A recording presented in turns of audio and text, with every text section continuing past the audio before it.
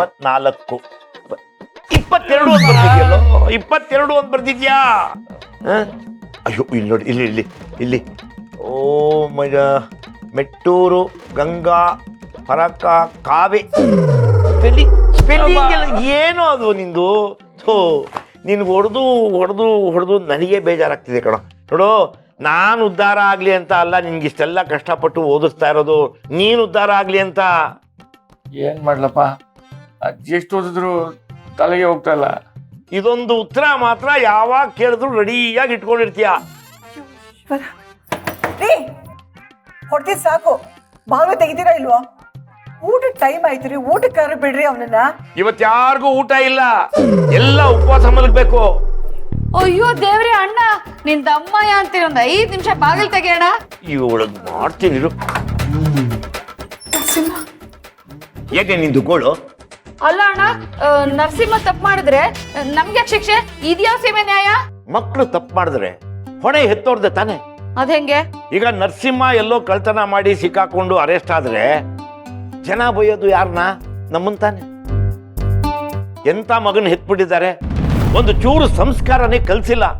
ಅಂತ ಅನ್ನಲ್ವಾ ನೋಡಿ ನನ್ ಮಗ ಏನ್ ಕಳ್ಳ ಅಲ್ಲ ಅವನ ಬಗ್ಗೆ ಸುಮ್ನೆ ಏನೇನೋ ಮಾತಾಡ್ಬೇಡಿ ಕಳ್ಳ ಅಂದ ತಕ್ಷಣ ಅವನೇನ್ ಕಳ್ಳ ಆಗಲ್ವೇ ಉದಾಹರಣೆ ಕೊಟ್ಟಿದ್ದಷ್ಟೇ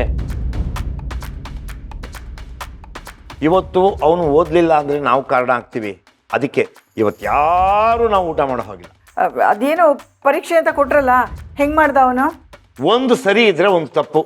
ಅದ್ರ ಜೊತೆಗೆ ಅಕ್ಷರಗಳೆಲ್ಲ ಅದಲು ಬದಲು ವ್ಯಾಕರಣ ಸರಿ ಇಲ್ಲ ಕಣೆ ಕನ್ನಡ ಈಗಾದ್ರೆ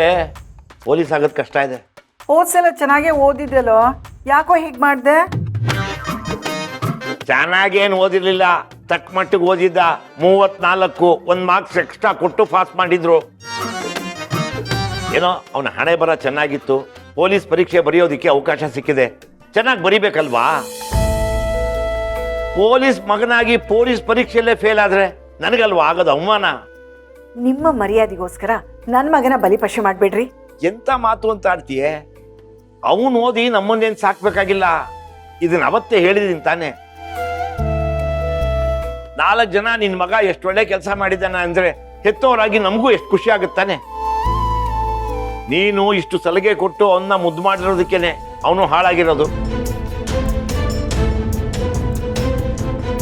ಅಣ್ಣ ನಿನ್ ಮಾತ್ ನಿಜ ನಾನೇನಾದ್ರೂ ಪೊಲೀಸ್ ಎಕ್ಸಾಮ್ ತಗೊಂಡಿದ್ದಿದ್ರೆ ಇವನ್ಗಿಂತ ತುಂಬಾ ಚೆನ್ನಾಗಿ ಬರ್ದಿರ್ತಿದ್ದೆ ಈ ದುರಾಂಕಾರಕ್ಕೇನು ಕಮ್ಮಿ ಇಲ್ಲ